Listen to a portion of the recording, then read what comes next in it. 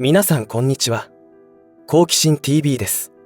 今回の動画は、今私たちが生きている時代はとんでもない変化の真っ最中であり、そこに関心がないという状態は、生存の危機に直面する可能性が高いという話をしていきたいと思います。大げさだと思うかもしれませんが、歴史は繰り返されるという紛れもない事実や、今混乱を極めている中東情勢の背後にあるものを知ると、アメリカで起き始めているトランプ革命とは何かということが理解できますし、日本国内の主要メディアによる偏向報道や、どこの国の政治家かわからない言動、自分の天下り先確保にご就寝の高級官僚の下心などの腐敗の原因も実は同じ背後でつながっているということが見えてきます。これから数年先まで世界は荒れに荒れることになると私は考えますが、そうなると私たちはどんな影響を受けることになるのでしょうか。人類史という物語は、2600年以上も前に書き残された旧約聖書に予言として残されており、その通りの歴史を刻んできました。今現在の世界情勢を旧約聖書の予言に沿って考えると、これから私たちが直面する厳しい現実が見えてくるような気がします。ぜひ動画を最後までご視聴いただき、生き延びるための考察にお役立ていただきたいと思います。このチャンネルでは、自分や家族の身を守るためにできることや、日本人がこれ以上騙されることがないようにするための情報を発信しています。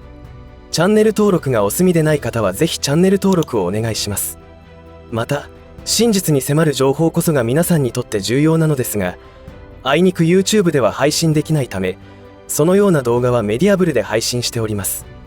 概要欄のリンクからご覧いただければと思います。さて、今この混乱の時代に生きている私たちは、歴史の証人となれるという意味では非常にラッキーなのかもしれません。一方でその混乱の中、多くの尊い命が犠牲になっているので、不謹慎な言い方になっていることを承知であえて言わせてもらっているのは、人類史においてずっと人類を不幸にしてきたろくでもない輩たちが、いよいよ駆逐される時が近づいてきているだけでなく、葬り去られるのを目の当たりにすることができるかもしれない事態になってきたからです。冒頭でも言いましたが、中東情勢の混乱の背景にあることと、今アメリカでトランプが国内の腐敗を一掃しようとしていることはつながっています。そして日本の主要メディアと政治家、官僚の腐敗の背景にあるものも全てつながっているのです。どのようにつながっているかというのは再三このチャンネルで取り上げているので、過去動画をご視聴いただきたいのですが、まるで映画のようなストーリーとなっています。現在の石破政権の体たらくは SNS でもかなり広がっており、数々の痛い事実が拡散されています。その中にトランプ前大統領が選挙戦で圧勝したことを受けて、石破首相がお祝いの電話をしたところ、たったの5分で電話を切られたと解釈してもいいようなことが起きました。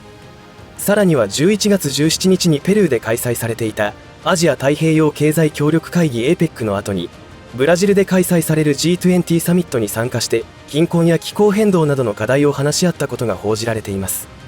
そこで話し合われていることというのは、ろくでもない輩たちの謀略の一環であり、トランプ大統領がこれから対峙する勢力でもあります。その際また痛いことが起きました。石破首相が南米訪問後の日本への帰路の途中で、トランプ次期アメリカ大統領との面会が模索されていましたが、あっさり断られてしまいました。もちろん公にはそのような言い方にはなっていませんが、断り文句は来年1月の正式就任まで外国首脳に原則会わないというものです。原則ということは例外もあるということで、実際に他の国の現役首相と会って話し合っていますので、日本の石破首相には割く時間もなければ価値もないということのはっきりとした意図を感じることができます。このような状況は従来の日米関係においてはありえないことでした。アメリカにとって日本は対中国政策をする上でも絶対欠かせない重要な存在であったにもかかわらずです。これらのことも先ほど述べた中東情勢の混乱、アメリカ国内の腐敗問題の背後にあることと大きく関係しているようです。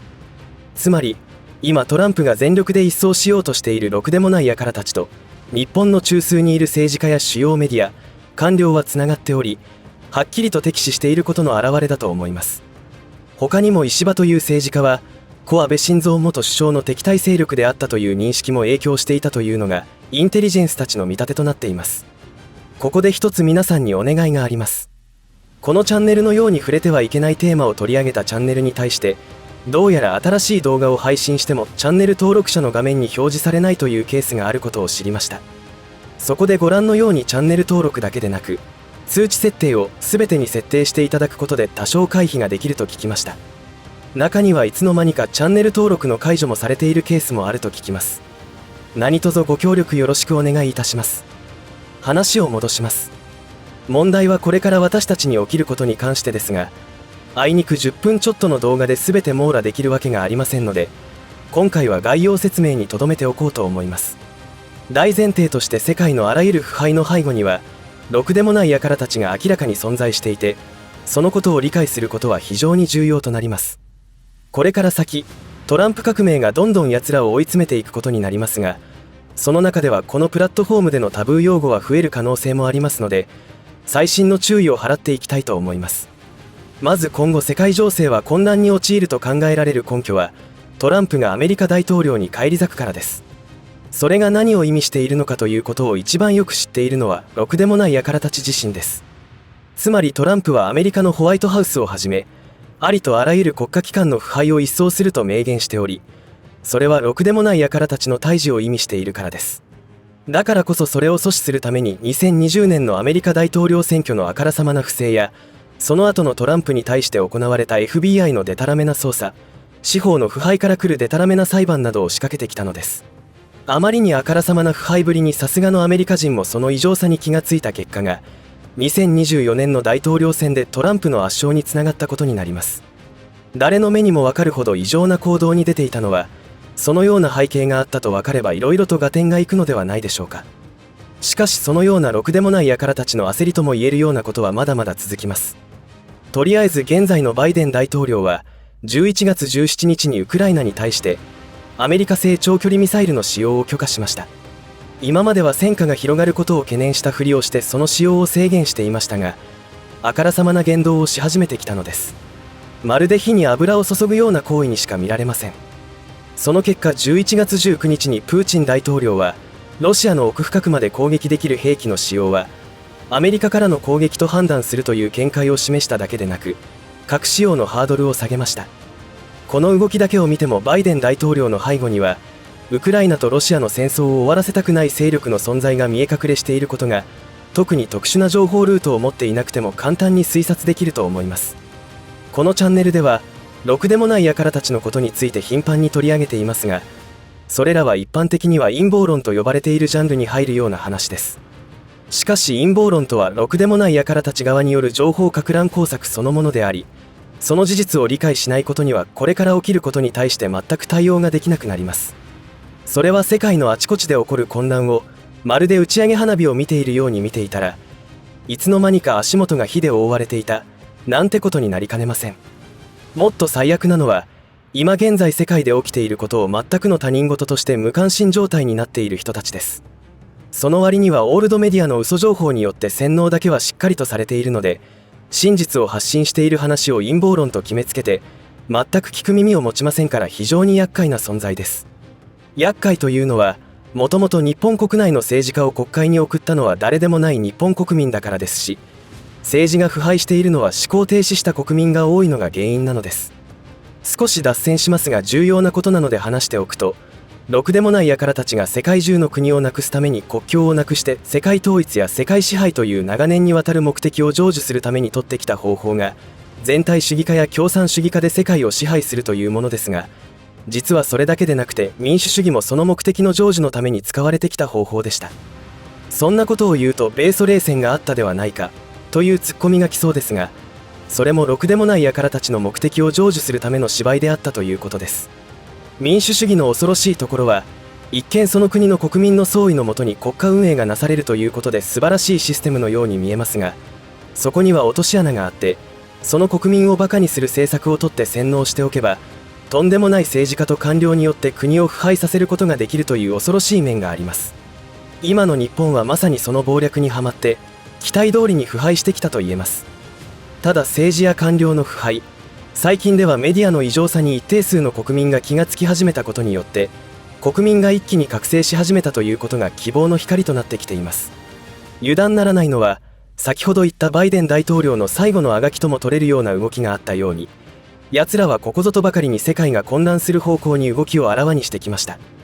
そのことは日本においても同様で、現在の腐りきった政権によって夫婦別姓問題や皇位継承問題など日本の国体を揺るがすような狂った法案がどんどん可決されると思います。その背景には先ほども言ったようにトランプ大統領がアメリカ国内の腐敗を徹底的に一掃する強い意志をその組閣人事から見て取れることがろくでもない輩たちにははっきりと認識されているからです。そして重要なことはこれらのトランプチームによる世直しとも呼べる改革によって私たちにどんなことが起きてくるかということです。これは今までの社会システムがひっくり返るような出来事になると思われますから、冒頭でも言ったように歴史の証人となれる貴重な時代に生きていることになります。しかしそれにはガザ地区などでも起きているように多くの庶民の命が奪われることにもなる可能性があります。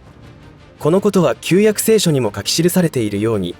生き延びる者とそうでない者との選別が始まるということをしっかり理解して生き延びるための対策を考える必要があると私は考えます。とは言っても社会システムがひっくり返るということを具体的にイメージできないのが正直なところだと思います。考えてみればデタラメなりに現在の社会システムの上に私たちは暮らしており、収入を得て生活しているわけですから、そのシステムにはびこる腐敗を取り除くとは聞こえがいいですが、要するに当たり前の日常が機能しなくなるという事態が考えられます。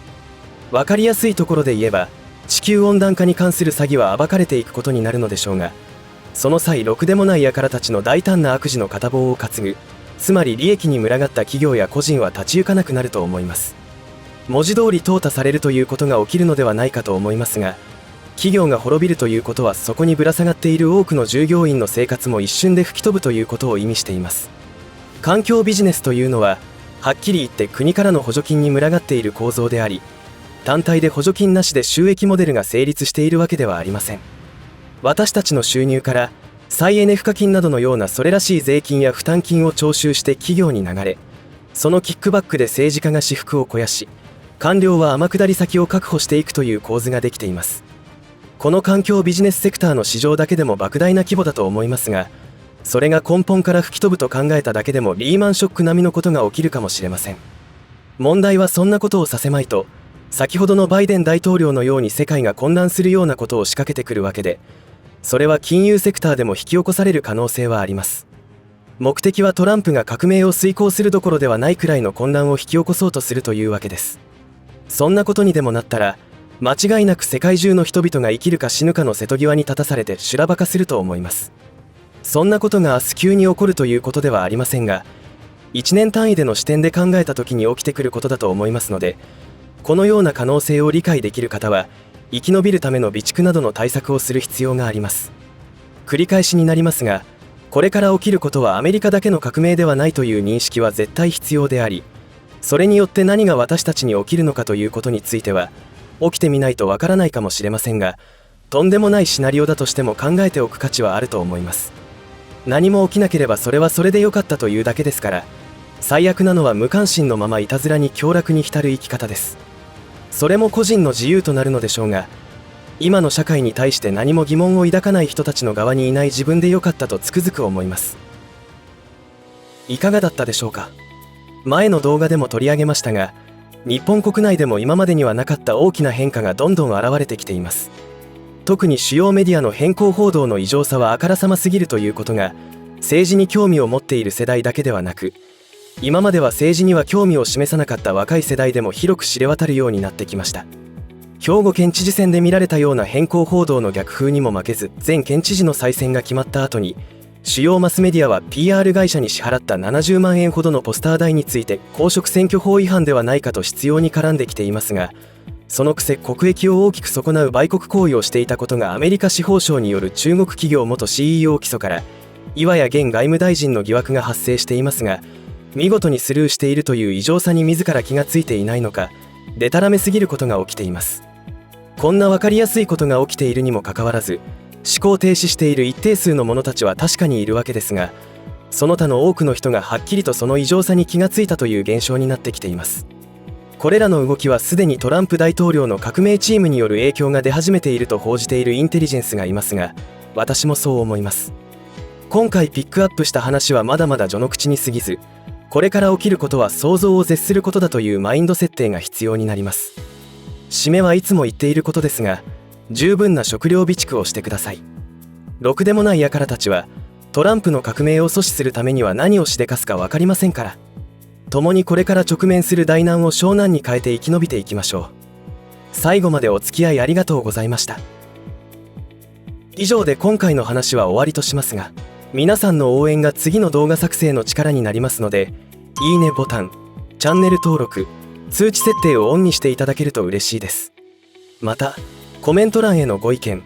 ご感想の書き込みもいただけたら励みになります。最後までご視聴ありがとうございました。好奇心 TV でした。